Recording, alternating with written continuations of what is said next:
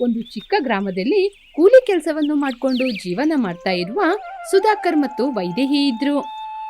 ಅವರು ತುಂಬಾ ಬಡವರು. ಹಗಲಿಡೀ ಕಷ್ಟಪಟ್ಟು ಕೆಲಸ ಮಾಡಿದ್ರು ಕೂಡ ಅವರ ಹೊಟ್ಟೆ ತುಂಬಿಸೋದು ತುಂಬಾ ಕಷ್ಟ. ಅಷ್ಟೊಂದು ಬಡತನದಲ್ಲಿದ್ರು. ಅವರ ಮನೆ ಕೂಡ ಅವರ ಪರಿಸ್ಥಿತಿ ಹಾಗೇನೆ ತುಂಬಾ ಚಿಕ್ಕದು. ಆದ್ರೂ ಕೂಡ ಆ ಮನೆಯಲ್ಲಿ ಅವರು ಸಂತೋಷವಾಗಿ ಜೀವನ ಮಾಡ್ತಾ ಇದ್ರು. ಒಂದು ದಿನ ಸುಧಾಕರ್ ಕೆಲಸವನ್ನೆಲ್ಲ ಮುಗಿಸಿಕೊಂಡು ಸಂಜೆ ಮನೆಗೆ ಬಂದ. ಅವರಿಬ್ಬರು ನೆಲದ ಮೇಲೆ ಚಾಪೆಯನ್ನು ಹಾಸಿಕೊಂಡು ಊಟವನ್ನು ಮಾಡ್ತಾ ಇದ್ರು. ಏನ್ರಿ, ಇವತ್ತು ಕೆಲ್ಸ ತುಂಬಾ ಕಷ್ಟ ಆಗಿತ್ತಾ? ಹೌದು ವೈದೇಹಿ, ಯಾವಾಗ್ಲೂ ಮಾಡುವ ಕೆಲ್ಸಕ್ಕಿಂತ ಕೂಡ ಇವತ್ತು ಕೆಲ್ಸ ತುಂಬಾನೇ ಕಷ್ಟ ಆಗಿತ್ತು. ಹೌದರಿ, ನಾನು ಕೂಡ ಬಂದಿದ್ರೆ ಕೆಲ್ಸ ಬೇಗ ಆಗ್ತಾ ಇತ್ತು. ನಿನಗೆ ಆರೋಗ್ಯ ಸರಿ ಇಲ್ಲದ ಕಾರಣ ನೀನು ಮನೇಲಿದ್ಯ ವೈದೇಹಿ. ನಿನ್ನ ಆರೋಗ್ಯ ಚೆನ್ನಾಗಿದ್ರೆ ನೀನು ಮನೇಲಿ ಕೂತ್ಕೋತೀಯ ಏನೋ? ಸರಿ ರೀ, ನಮ್ಮ ಮಾತುಕತೆ ಆಮೇಲೆ ಮಾತಾಡೋಣ, ಮೊದಲು ಊಟ ಮಾಡಿ ಹಾಗೆ ಅಂತ ಹೇಳಿದ್ಲು ವೈದೇಹಿ.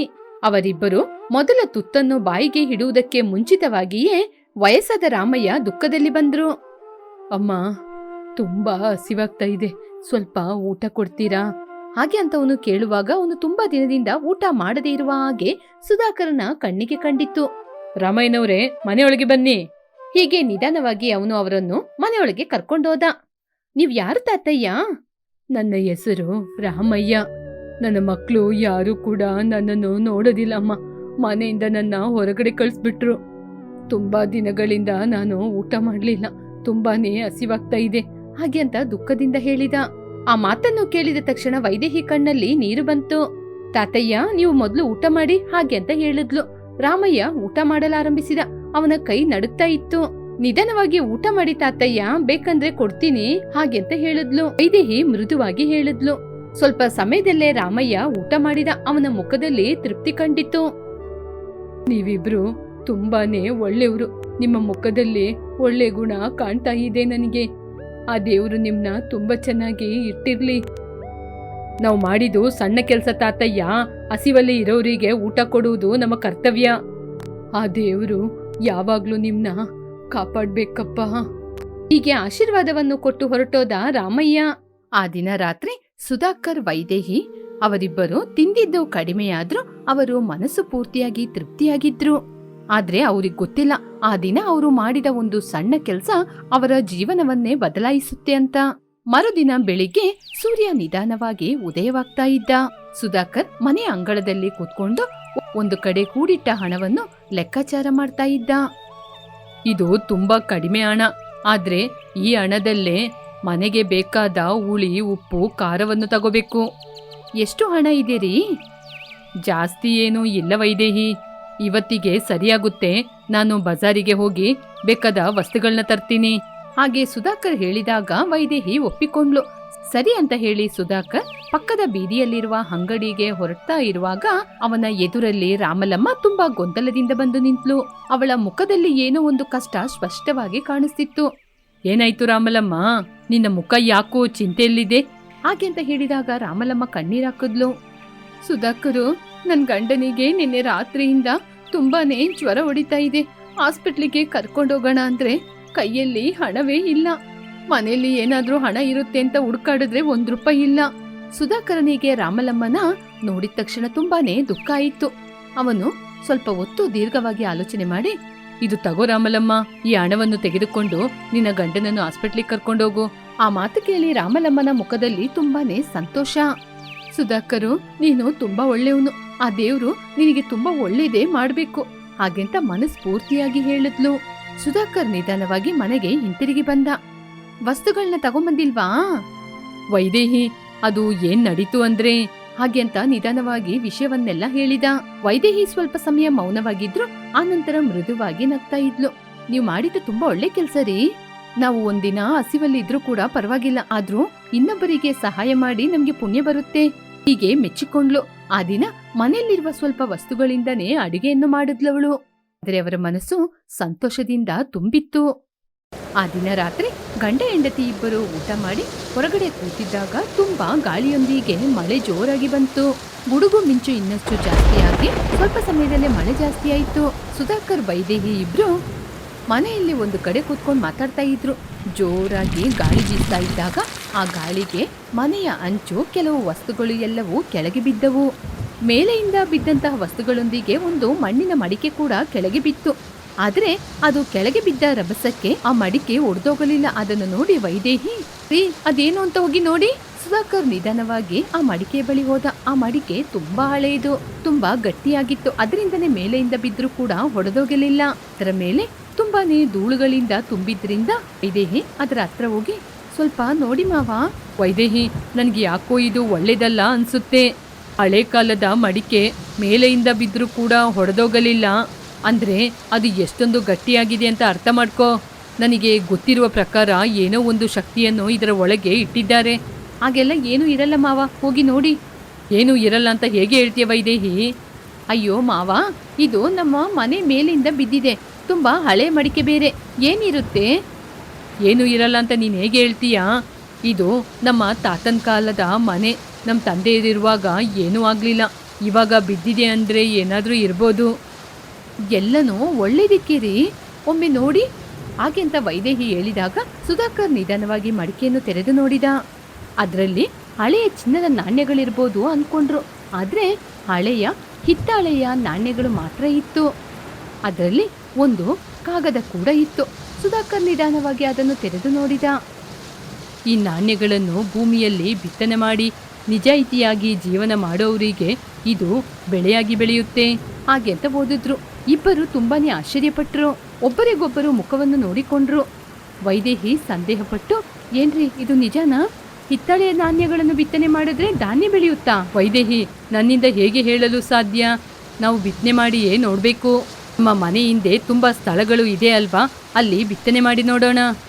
ಏನು ಆಗಬೇಕು ಅಂತ ಇದೆಯೋ ಅದು ಆಗುತ್ತೆ ಹಾಗೆ ಅಂತ ಹೇಳಿದ. ಹೀಗೆ ಗಂಡ ಹೆಂಡತಿ ಇಬ್ಬರು ಆ ಮಡಿಕೆಯನ್ನು ತೆಗೆದುಕೊಂಡು ಮರುದಿನ ಬೆಳಿಗ್ಗೆ ಅವರ ಮನೆ ಹಿತ್ತಲಿನಲ್ಲಿ ಒಂದು ಗುಂಡಿಯನ್ನು ತೋಡಿದ್ರು. ಅವರ ಕೈಯಲ್ಲಿರುವ ಹಳೆಯ ನಾಣ್ಯಗಳನ್ನು ಅದರೊಳಗೆ ಹಾಕಿದ್ರು. ಆ ದಿನ ನೀರನ್ನು ಹಾಕಿ ಅವರಿಬ್ಬರು ಆಸೆಯಿಂದ ನೋಡ್ತಾ ಇದ್ರು. ದಿನಗಳು ಕಳೀತಾ ಇದ್ದಂಗೆ ಅವರ ಕಣ್ಣಿಗೆ ಏನೂ ಕಾಣಲಿಲ್ಲ. ಆದ್ರೂ ಕೂಡ ಅವರು ಹಿಂಜರಿಯಲಿಲ್ಲ. ನೀರನ್ನು ಹಾಕ್ತಾ ಭೂಮಿಯನ್ನು ನೋಡ್ಕೊಳ್ತಾ ಇದ್ರು. ಸ್ವಲ್ಪ ದಿನಗಳಲ್ಲೇ ಅಲ್ಲಿ ಚಿಗುರು ಬರಲು ಆರಂಭಿಸಿತು. ಆ ಗಿಡದ ಎಲೆ ಸಾಧಾರಣವಾದ ಗಿಡವಾಗಿ ಇರಲಿಲ್ಲ, ಅದು ಬೆಳ್ಳಿಯ ಎಲೆಯಾಗಿತ್ತು. ಗಂಡ ಹೆಂಡತಿ ಇಬ್ಬರು ಆಶ್ಚರ್ಯದಿಂದ ನೋಡಿದ್ರು. ಸ್ವಲ್ಪ ದಿನದಲ್ಲೇ ಆ ಗಿಡಗಳು ಬೆಳೆದು ಅದರಲ್ಲಿ ಹಣ ಬರಲು ಆರಂಭಿಸಿತು. ವೈದೇಹಿ ಅದನ್ನು ನೋಡಿ ಆಶ್ಚರ್ಯಪಟ್ಟು, ನಮಗೆ ಹಣ ಬೆಳೀತಾ ಇದೀರಿ? ಹೀಗೆ ವೈದೇಹಿ ಸಂತೋಷದಿಂದ ಹೇಳಿದ್ಲು. ಆ ಹಣವನ್ನು ನಿಧಾನವಾಗಿ ಶೇಖರಣೆ ಮಾಡಿ ಆ ಹಣದಲ್ಲೇ ಒಂದು ಮನೆಯನ್ನು ಕಟ್ಟಿದ್ರು. ಆದರೆ ಅವರ ಮನಸ್ಸು ಮಾತ್ರ ಬದಲಾಗಲಿಲ್ಲ.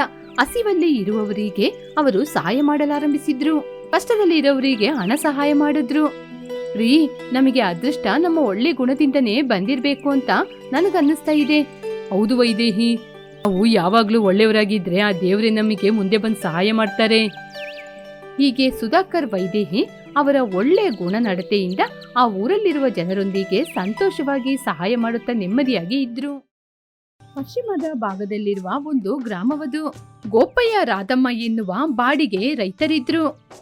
ಅವರ ಜೀವನ ಹೊಲದ ಕಡೆ ಇರುವ ಬಾವಿನ ಕಡೆ ತಿರುಗಿತ್ತು. ಯಾವಾಗ್ಲೂ ಬೆಳಿಗ್ಗೆ ಬೇಗ ಎದ್ದು ಬಾವಿ ಕಡೆಗೆ ಹೋಗಿ ಬಾವಿಗೆ ಕೈ ಮುಗಿದು ಮಾತಾಡ್ತಿದ್ರು. ಅದನ್ನೆಲ್ಲ ನೋಡಿದ ಊರಿನ ಜನರು ಅವ್ರನ್ನ ನೋಡಿ ನಗ್ತಾ ಇದ್ರು. ಗೋಪಯ್ಯ ರಾಧಮ್ಮ ದಂಪತಿಗಳು ಅದ್ರ ಬಗ್ಗೆ ಚಿಂತೆ ಮಾಡ್ತಿರ್ಲಿಲ್ಲ. ಈ ದಿನ ಹೊಲದ ಕೆಲಸವನ್ನು ಮಾಡ್ಕೊಂಡು ಸುಮ್ಮನೆ ಇರ್ತಿದ್ರು. ಎಂದಿನಂತೆ ಆ ದಿನ ಕೂಡ ಬಾವಿನ ಕಡೆಗೆ ಬಂದ್ರು. ಗೌರವದಿಂದ ಬಾವಿಯನ್ನು ನೋಡಿ ಬಾವಿಗೆ ಕೈ ಮುಗಿದ್ರು.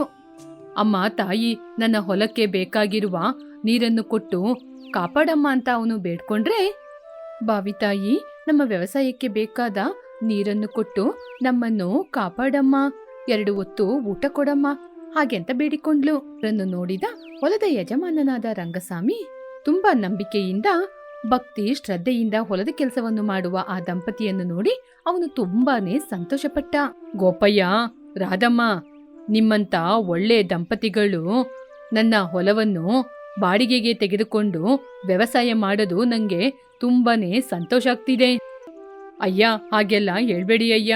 ನಾವು ಹೊಟ್ಟೆ ತುಂಬಾ ಹಸಿವನ್ನು ಇಟ್ಕೊಂಡು ನಿಮ್ಮ ಬಳಿ ಬಂದಾಗ ನೀವೇ ತನಯ್ಯ ಈ ಹೊಲವನ್ನು ಕೊಟ್ಟು ಕೆಲಸ ಮಾಡಿ ಅಂತ ನಮ್ಗೆ ದಾರಿ ಮಾಡಿಕೊಟ್ಟಿದ್ದು. ನಿಮ್ಮ ಋಣನ ತೀರ್ಸ್ಕೊಳಕ್ಕಾಗಲ್ಲ. ಹೌದು ಅಯ್ಯ, ಈ ಊರಿನವರು ನಮ್ನ ನಂಬಲಿಲ್ಲ, ನೀವು ನಮ್ನ ನಂಬಿದ್ರಿ. ನಾವು ಜೀವಂತವಾಗಿರುವ ತನಕ ನಿಮ್ಮನ್ನ ಮರೆಯೋದಿಲ್ಲ ಸ್ವಾಮಿ. ಗೋಪಯ್ಯ, ತುಂಬಾ ನಂಬಿಕೆಯಿಂದ ಕೆಲಸವನ್ನು ಮಾಡಿ. ನಾನಿರುವ ತನಕ ನನ್ನ ಹೊಲವನ್ನು ನಿಮಗೆ ಬಾಡಿಗೆಗೆ ಕೊಡೋದು. ಯಾವ ರೀತಿಯ ರಾಸಾಯನಿಕ ಗೊಬ್ಬರವನ್ನು ಉಪಯೋಗ ಮಾಡಿ ಈ ಹೊಲವನ್ನು ನಾಶ ಮಾಡದೆ ಸ್ವಾಭಾವಿಕವಾದ ಗೊಬ್ಬರವನ್ನು ಉಪಯೋಗ ಮಾಡಿ ಚೆನ್ನಾಗಿರಿ. ಹಾಗೆ ಹೇಳಿ ರಂಗಸ್ವಾಮಿ ಹೊಲದಿಂದ ಹೊರಗಡೆ ಬಂದ. ಮೋಟರಿಂದ ನೀರ್ ಬಂದು ಬಾವಿಗೆ ಬೀಳ್ತಾ ಇದ್ದಾಗ ರಂಗಯ್ಯ ರಾಧಮ್ಮ ಇಬ್ರು ಹೊಲದಲ್ಲಿ ಕೆಲಸ ಮಾಡ್ತಿದ್ರು. ಹೀಗೆ ಆ ನೀರಿನಿಂದ 2 ವರ್ಷಗಳ ಕಾಲ ಚೆನ್ನಾಗಿ ವ್ಯವಸಾಯವನ್ನು ಮಾಡಿದ್ರು. ಗೋಪಯ್ಯ ಕಷ್ಟಪಟ್ಟು ಕೆಲಸವನ್ನು ಮಾಡಿದ. ಬೆಳೆ ಕೈಗೆ ಸೇರುವಾಗ ಅವನ ಮುಖದಲ್ಲಿರುವ ಸಂತೋಷ ಹೇಳಲಿಕ್ಕೆ ಮಿತಿಯೇ ಇರಲಿಲ್ಲ. ಆದ್ರೆ ಪ್ರಕೃತಿ ಯಾವಾಗ್ಲೂ ಒಂದೇ ರೀತಿ ಇರಲ್ಲ ಅಲ್ವಾ? ಒಂದು ವರ್ಷ ತುಂಬಾನೇ ಬರಬಂದು ಭೂಮಿಯೆಲ್ಲ ನಾಶವಾಯಿತು. ನೀರಿಲ್ಲದೆ ಬಾವಿಯೆಲ್ಲ ಬತ್ತಿ ಹೋಯಿತು. ಹೊಲ ಒಣಗಿ ಹೋಯಿತು. ಬಾವಿಯಲ್ಲಿ ನೀರು ಕೂಡ ದಿನದಿಂದ ದಿನಕ್ಕೆ ಬತ್ತಿ ಹೋಯಿತು. ಗೋಪಯ್ಯ ರಾಧಮ್ಮ ಪ್ರತಿದಿನ ಹೊಲಕ್ಕೆ ಬಂದು ಬಾವಿಯನ್ನು ನೋಡ್ತಾನೆ ನಿಂತಿದ್ರು. ಬಾವಿಯಲ್ಲಿ ಮಣ್ಣು ಮಣ್ಣಾಗಿ ಕಾಣ್ತಾ ಇತ್ತು. ಕೊನೆಗೆ ಒಂದು ದಿನ ಬಾವಿಯಲ್ಲಿ ತೀರಾ ನೀರು ಬತ್ತಿಯೇ ಹೋಯಿತು. ಗಂಡ ಹೆಂಡತಿ ಇಬ್ಬರು ಬಾವಿ ಬಳಿ ಕೂತ್ಕೊಂಡು ಅಳ್ತಾ ಇರುವಾಗ ಮಲ್ಲಯ್ಯ ಎಲ್ಲಯ್ಯ ಎಂಬ ರೈತರು ಬಂದ್ರು. ತುಂಬಾ ಕೋಪಪಟ್ರು. ಏನಯ್ಯ ಗೋಪಯ್ಯ, ಹೆಂಗಸಿನ ಹಾಗೆ ಯಾಕೆ ಅಳ್ತಾ ಇದ್ದೀಯ ನೀನು? ನಿಮ್ಮ ಬಾವಿ ಮಾತ್ರನ ಒಣಗೋಯ್ತು, ನದಿ ಕಾಲುವೆ ಕೂಡ ಒಣಗೋಯ್ತು. ಎಲ್ಲರೂ ನಿಮ್ಮ ಹಾಗೇನೆ ಅಳ್ತಾ ಇದ್ದಾರಾ? ಹಾಗೆ ಅಂತ ಹೇಳಿದ್ರು. ಗೋಪಯ್ಯ ರಾಧಮ್ಮ ಅಳುವನ್ನು ನಿಲ್ಲಿಸಲಿಲ್ಲ. ಪ್ರತಿಯೊಂದು ಬಿಸಿಲು ಕಾಲದಲ್ಲೂ ನಮ್ಮ ಪರಿಸ್ಥಿತಿ ಇದೆ ತಾನೇ. ನಾವು ಬದುಕ್ಲಿಕ್ಕೋಸ್ಕರ ಪಟ್ನಕ್ಕೆ ಹೋಗ್ತಾ ಇದೀವಿ, ನೀವು ಬರ್ತೀರಾ? ಇಲ್ಲ ಒಣಗೋಗಿರುವ ಬಾವಿಯನ್ನು ನೋಡ್ಕೊಂಡು ಅಳ್ತಾ ಇರ್ತೀರಾ? ನಾವು ಎಲ್ಲಿಗೂ ಬರಲ್ಲಯ್ಯ, ನಾವು ಇಲ್ಲೇ ಇರ್ತೀವಿ. ನಮ್ಮನ್ನ ಬಿಟ್ಬಿಟ್ಟು ಎಲ್ಲಾದ್ರೂ ಹೋಗಿ. ಲೇ ಹುಚ್ಚ, ಇದು ನಿನ್ನ ತಾಯಿ ಅಲ್ಲ, ಅಮ್ಮ ಆಗಿದ್ದಿದ್ರೆ ಅವರ ಹೊಟ್ಟೆನ ಒಣಗಿಸಿ ಆದ್ರೂ ನಮ್ಗೆ ಹಸಿವು ತೀರಿಸ್ತಾ ಇದ್ರು. ಆದ್ರೆ ಈ ಬಾವಿ ಹಾಗೇನಾ? ಹಾಗೆ ಹೇಳಿದ್ರು ಕೂಡ ಗೋಪಯ್ಯ ರಾಧಮ್ಮ ಮಾತು ಕೇಳಲಿಲ್ಲ. ಮಲ್ಲಯ್ಯ ಎಲ್ಲಯ್ಯ ಅವರಿಬ್ಬರನ್ನು ಬೈಕೊಂಡು ಆ ಬಾವಿ ಹತ್ರದಿಂದ ಹೊರಟು ಹೋದ್ರು. ಅಮ್ಮ ತಾಯಿ, ನೀನ್ ಇಲ್ದೆ ನಾವು ಈ ಊರಲ್ಲಿ ಬದುಕದಿಲ್ಲ. ಪೂರ್ತಿಯಾಗಿ ಬತ್ತಿ ಹೋಗಿ ನಮ್ಮನ್ನು ಕಷ್ಟಕ್ಕೆ ತಳಿದೀಯ ತಾಯಿ. ಹೌದಮ್ಮ ತಾಯಿ, ನೀನೀಗೆ ಪೂರ್ತಿಯಾಗಿ ಬತ್ತಿ ಹೋಗಿ ನಮಗೆ ದೊಡ್ಡ ಅನ್ಯಾಯವನ್ನು ಮಾಡಿಬಿಟ್ಟೆ. ಹೀಗೆ ಇಬ್ಬರು ಮಾತಾಡ್ತಾ ಇದ್ರು. ಹೊಲದಲ್ಲಿ ನೀರಿಲ್ಲದೆ ಬೆಳೆ ಕೂಡ ಬತ್ತಿ ಒಣಗಿ ಹೋಯಿತು. ಅವರ ಜೀವನ ಆರ್ಥಿಕ ಒತ್ತಡಕ್ಕೆ ಈಡಾಯಿತು. ಒಂದು ಹೊತ್ತು ಊಟ ತಿನ್ನೋದು ಕೂಡ ತುಂಬಾ ಕಷ್ಟ ಆಗಿತ್ತು. ಅವಾಗ್ಲೇ ಆ ಹೊಲದ ಯಜಮಾನನಾದ ರಂಗಯ್ಯ ಅಲ್ಲಿಗೆ ಬಂದ್ರು. ಸುಬ್ಬಯ್ಯ, ರಾಧಮ್ಮ, ನಾನೊಂದು ತೀರ್ಮಾನಕ್ಕೆ ಬಂದಿದ್ದೀನಿ. ಏನಯ್ಯ ಅದು? ಈ ಬಾವಿ ಕೆಲ್ಸಕ್ ಬರೋದಿಲ್ಲ. ಇದನ್ನು ಪೂರ್ತಿಯಾಗಿ ಮುಚ್ಚಿ ಹೊಲ ಮಾಡೋಣ. ನಾನು ಹೊಸದಾಗಿ ಬೋರ್ವೆಲ್ ಹಾಕ್ತೀನಿ. ಆ ಮಾತನ್ನು ಕೇಳಿದಾಗ ಗೋಪಯ್ಯ ರಾಧಮ್ಮನ ಎದೆ ಬಡಿದಂತಾಯಿತು. ನಾಳೆಯಿಂದ ನೀವು ಅದಕ್ಕೆ ಬೇಕಾದ ಸಿದ್ಧತೆಗಳನ್ನು ಮಾಡ್ಕೊಳ್ಳಿ. ಅಯ್ಯ, ಆ ಬಾವಿನ ಮುಚ್ಚಬೇಡಿ ಅಯ್ಯ. ದಯವಿಟ್ಟು ನನ್ ಮಾತ್ ಕೇಳಿ ಅಯ್ಯ. ಮಳೆ ಬಂದಾಗ ಖಂಡಿತವಾಗಿ ಆ ಬಾವಿ ತುಂಬುತ್ತೆ, ನನ್ ಮಾತ್ ಕೇಳಿ ಅಯ್ಯ. ಯಜಮಾನನಾದ ರಂಗಯ್ಯ ನಗ್ತಾ ಇದ್ದ. ಏನು ಮಳೆನಾ? ಅದು ಈ ಸಮಯದಲ್ಲ. ಕೆಲಸಕ್ಕೆ ಬಾರದ ಬಾವಿಯನ್ನು ಯಾಕೆ ಇಟ್ಕೋಬೇಕು? ಅಲ್ಲಿ ಸ್ಥಳ ವ್ಯರ್ಥ. ನೀವಿಬ್ರು ನಾನು ಹೇಳಿದ ಕೆಲ್ಸನ ಹೋಗಿ ಮಾಡಿ ಹೊರಡಿ. ನನ್ ಮಾತ್ ಕೇಳಿ ಸಹಾಯ ಮಾಡಿದ್ರೆ ತಿನ್ನಕ್ಕೆ ಗಂಜಿ ಆದ್ರೂ ಕೊಡ್ತೀನಿ. ಇಲ್ಲಾಂದ್ರೆ ಹಾಗೆ ಇಲ್ಲ ಅಯ್ಯ. ಆ ಬಾವಿ ತಾಯಿ ನಮಗೆ ಎಷ್ಟೋ ಕಾಲ ಊಟ ಕೊಡ್ತಲ್ವಾ, ಇವಾಗ ಬತ್ತಿ ಹೋಗಿದೆ ಅಂತ ಹೊಲ ಮಾಡ್ಬಿಡ್ತೀನಿ ಅಂತ ನೀವು ಹೇಳೋದು ಸರಿ ಇಲ್ಲ ಅಯ್ಯ. ದಯವಿಟ್ಟು ಸಹಾಯ ಮಾಡಿ ಅಯ್ಯ. ನೀವು ಇನ್ಮುಂದೆ ನನ್ ಜೊತೆ ಕೆಲ್ಸಕ್ಕೆ ಬಾರದವ್ರು ಅಂತ ನಂಗೆ ಗೊತ್ತಾಯ್ತು. ನೀವು ಹೊರಡಿ, ನಾನು ಬೇರೆ ಯಾರನ್ನಾದ್ರೂ ಕರ್ಕೊಂಬಂದು ಕೆಲ್ಸಕ್ಕೆ ಇಟ್ಕೋತೀನಿ.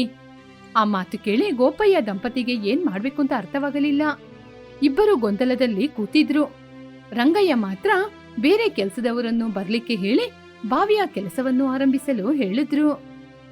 ಆ ದಿನ ರಾತ್ರಿ ಅವರಿಬ್ಬರು ನಿದ್ರೆಯನ್ನು ಮಾಡಲಿಲ್ಲ. ಬಾವಿಯನ್ನು ಮುಚ್ಚಿಬಿಟ್ರೆ ಅವರ ತಾಯಿಯನ್ನು ಮತ್ತೆ ಕೊಂದ ಹಾಗೆ ಅಂತ ಅವರಿಬ್ಬರು ಭಾವಿಸ್ತಿದ್ರು. ಅದರಿಂದ ಅವರಿಬ್ಬರು ಒಂದು ತೀರ್ಮಾನಕ್ಕೆ ಬಂದ್ರು. ಹೀಗೆ ಮರುದಿನ ರಂಗಸ್ವಾಮಿ ಬಾವಿಯ ಬಳಿಗೆ ಬಂದು ನೋಡುವಾಗ ಗೋಪಯ್ಯ ರಾಧಾ ಅವರಿಬ್ಬರು ಬಾವಿಯ ಒಳಗೆ ಒಂದು ಗುಡಿಸಲ ಮನೆಯನ್ನು ಕಟ್ಟಿದ್ರು. ಗೋಪಯ್ಯ, ರಾಧಮ್ಮ, ಒಮ್ಮೆ ಮೇಲೆ ಬನ್ನಿ. ಅಯ್ಯ, ನಾವು ಹೊರಗಡೆ ಬರೋದಿಲ್ಲ. ಈ ಬಾವಿ ನಮ್ಮ ಮನೆ. ನಮ್ನ ಇಲ್ಲಿಂದ ಕಳಿಸ್ಬೇಕಂದ್ರೆ ಇದ್ರೊಳಗೆ ನಮ್ನ ಹೂತಾಕಿ ಹಾಗೆಂತ ಗೋಪಯ್ಯ ಹೇಳಿದಾಗ ಯಜಮಾನ ಮೊದಲು ಕೋಪದಿಂದ ಅವರನ್ನು ನೋಡಿದ. ಏನ್ ಗೋಪಯ್ಯ, ಏನಿದು ಹೊಸ ನಾಟಕ? ಹಾಗೆ ಅಂತ ಕಿರ್ಚಾಡಿದ್ರು.